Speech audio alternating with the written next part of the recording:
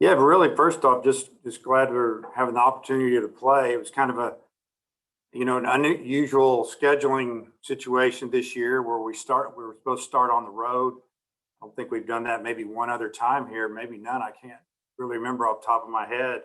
Usually we start at home before we hit the road. And this year we might be very fortunate, obviously, with the weather that we are scheduled to play on the road in a dome stadium. So we're hoping to get out of town tomorrow morning and get to Arlington, have a workout tomorrow afternoon, and then hopefully get all three ball games in and we're off and running. I know the players are really excited to start the season after losing last season, and as I'm sure every team in the country is. So looking forward to watching our guys play and figure out what we need to work on and go from there. Coach, we'll start with you.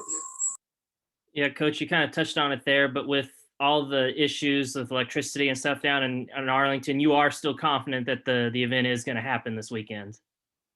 Well, we haven't been told anything different. We talked to them, some of the, I guess, administrators of the tournament a couple times yesterday, and they said, they're still ready to go. Now, I know some of the teams are having some issues in their own hometown areas, so to speak, on getting out of town. As far as the tournament and electricity and power at the ballpark, they're good to go. And obviously that could change throughout the day, but right now we're planning on heading out. And then also, have you settled on your rotation for this weekend? Yes, first game we're going to go with Zebulon Vermillion. Second game we'll go with Peyton Paulette. Third game we're going to go with Lyle Lockhart, left-hander. Bob. Hey, Dave, how you doing? Doing good.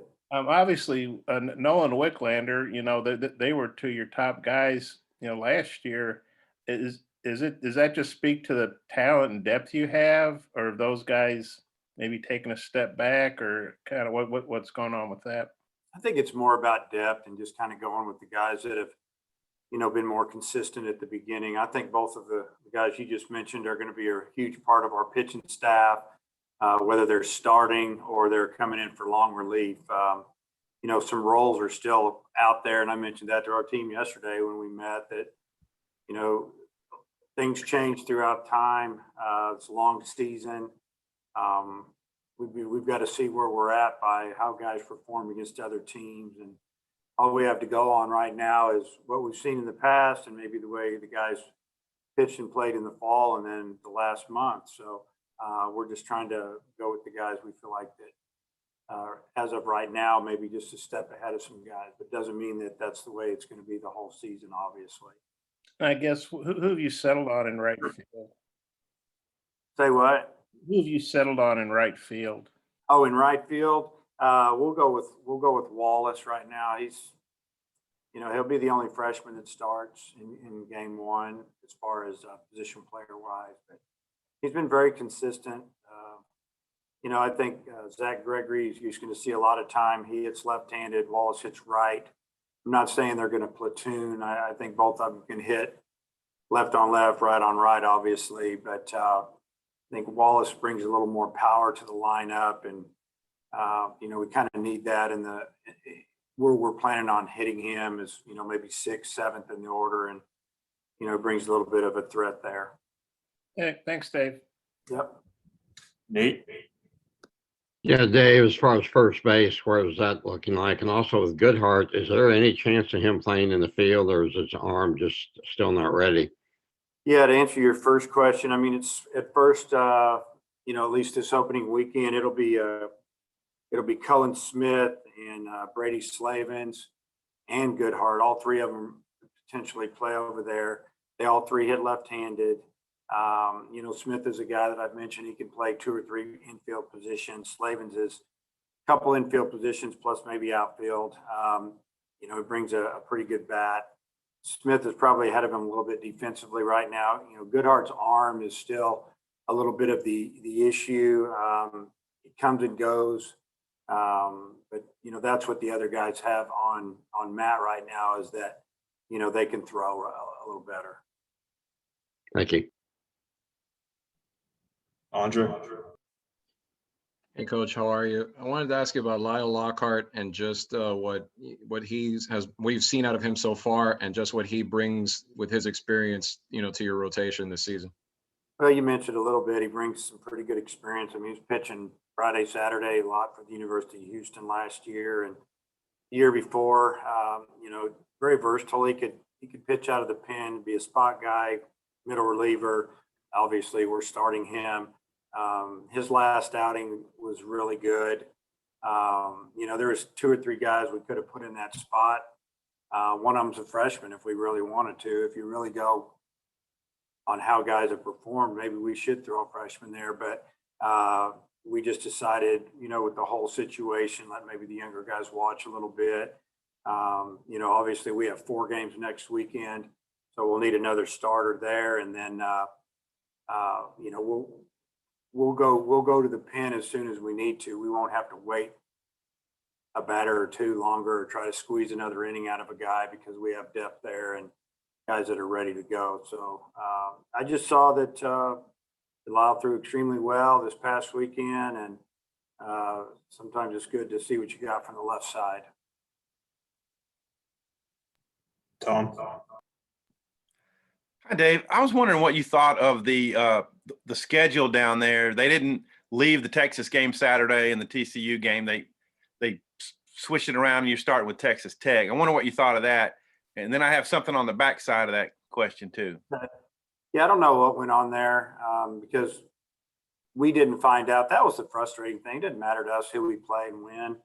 For the most part, it's we didn't know until basically the day we were releasing our schedule, and then we find out. I think they just slipped up and didn't tell us. We found out, I think, through Texas Tech when they saw our schedule and said, we don't play you Friday, or we don't play you Saturday. Whenever we thought we were supposed to play them, we play you Friday. And we're like, what? And that's how it all went down. So that was a little frustrating, but I think whether we played Texas Tech on a game 2, which was supposed to be a Saturday night, or the University of Texas, is still going to be a sold out game, especially with the number of tickets that they were limited to sell. So I don't know if anything went on there. I really don't know. And I guess really I don't care. All 3 teams are extremely good, and they'll be wanting to just like us. They're going to try to get after every game. Yeah. My second question was about the 4 games scheduled next week, starting Thursday. If you have guys in mind, if maybe they don't pitch after, Saturday or Sunday down there to start the Southeast Missouri games.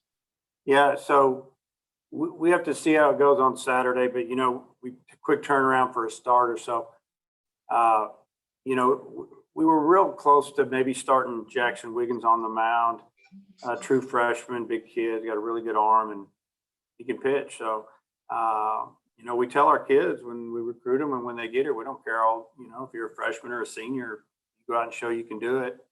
We'll play you or pitch you. And so I think we'll try to get Wiggins out there this weekend for maybe an inning or 2, but there's a good chance he might start on Thursday and try to get, Zeb a little more rest if that's what we decide to do. Or we could put a couple other guys in. We got Bolden, who's, right there to start, and, Ramage can start, and a couple other guys too. So, but we're going to do what we have to do each game to try to win it. And, we'll figure it out when we're traveling back on Monday. Clay. Dave, what does Goodhart bring at the plate, and how has he matured and developed over the last couple of years? Well, what he brings is a real mature approach, stays in the zone for the most part really well. Teams know about him. They're going to try to pitch around him a little bit and get him to chase. And he doesn't chase a whole lot. He'll take a walk. He's one of those guys that he can have an at bat and you go, wow, well, that wasn't a real good at bat. The next at bat, he'll hit one 400 feet or hit one opposite field off the top of the wall. I mean, he doesn't let it phase him too much. He's learned how to handle it. It's DHing is not real easy. You have to learn how to be able to go back, sit on the bench, wait your time again, a couple innings, and then go up and hit without being in the field, running off and on. there's more to it than just going up to the plate and hitting. And he's done a great job with it.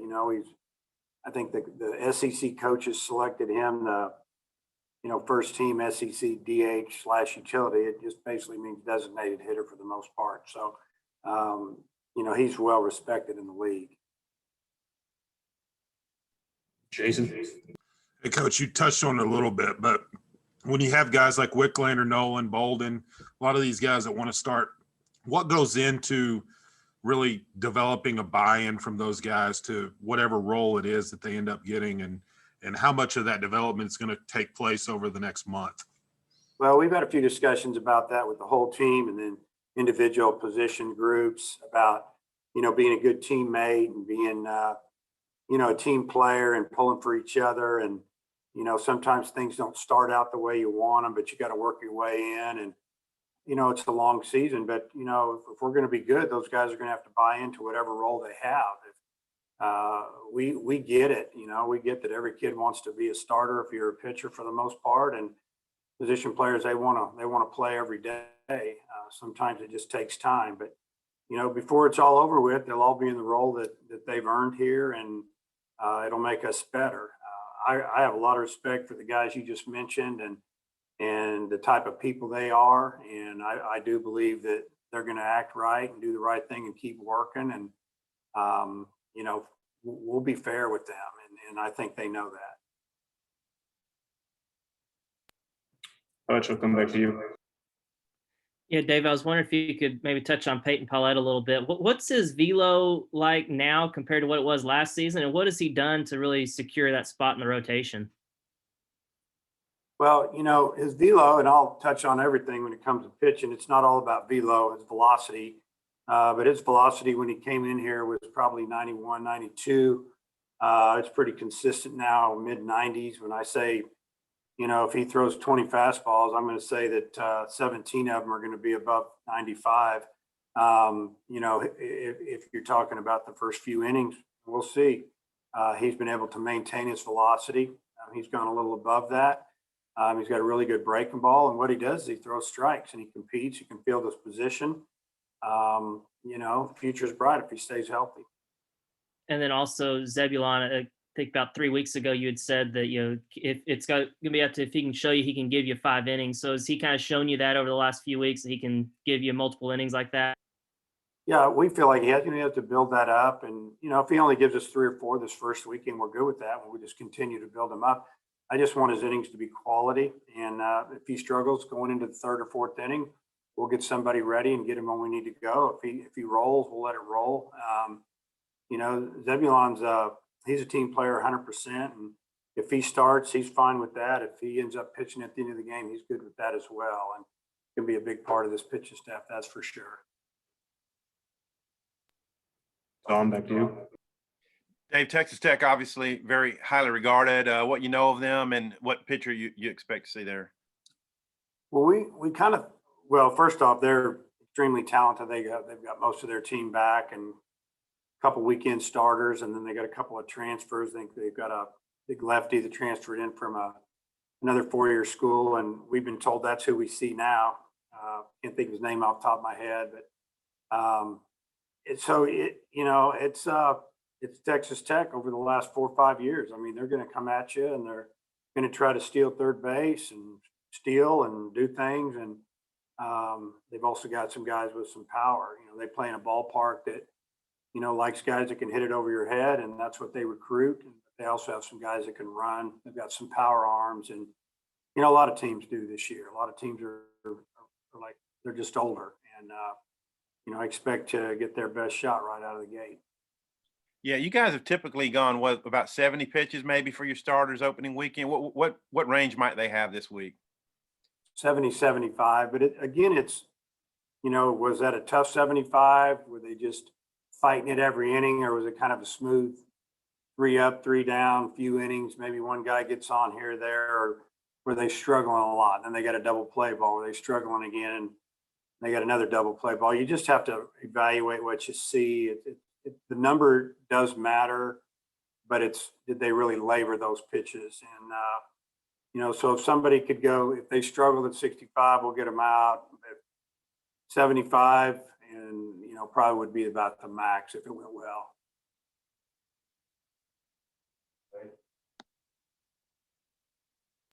Clay. Coach, on Goodhart, where do you hit him in the lineup and maybe why?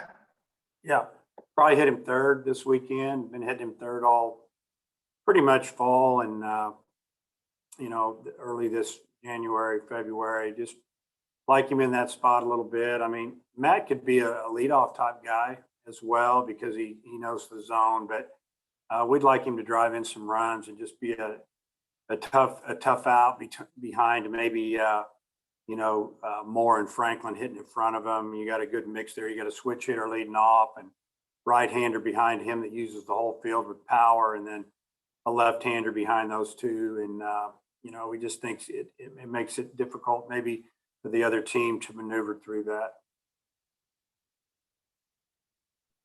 Curtis, anything you want to get in here? Yeah, Coach, I was just curious. Obviously, the weather and everything has impacted everyone, but just specifically to you with being indoors as long as you have now, have you accomplished everything you set out to accomplish in the preseason? And, how comfortable are you with your readiness, I guess, going into the weekend? I don't think as a coach you ever think you're 100% ready or you've gotten everything in as much as you want. I'm sure you touch on things, but I've got a list of things I've written down that I wish we would had a little more time and, trying to scrimmage, and we have an hour limit on of how many hours we can work out a day with the guys. We run out of time, and you just try to mix it in. It's all the little things like dirt ball reads, getting a second on a ball in the dirt with 2 strikes. Just all the little things in baseball that can score you a run here or there, make you better. Hitting the cutoff man, and we haven't been able to work on cutoffs and relays for 10 days, but we did it a lot early. Hopefully, when it comes time, somebody hits one in the gap, we hit the cutoff man, the next guy makes a good throw and get an out.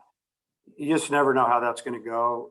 These games are important, but it's not the end of the world if it doesn't go great. It just kind of shows you, how balanced maybe the country is this year with college baseball, and we got to continue to get better. I've said this before. I've been to that Minute Maid Classic a few times, and I remember one year we went 3-0. We didn't have a good year, and one year we went 1-2. We had a great year. Might even went 0-3 in a tournament before, and ended up being in Omaha. So you got to continue to get better and learn from your team. Your team shows you what you need to work on, and I'm sure this weekend will be a good indication of that. Bob, anything else for Coach? I'm good, thanks. Anybody else? Thank you, Coach. Okay, see you guys.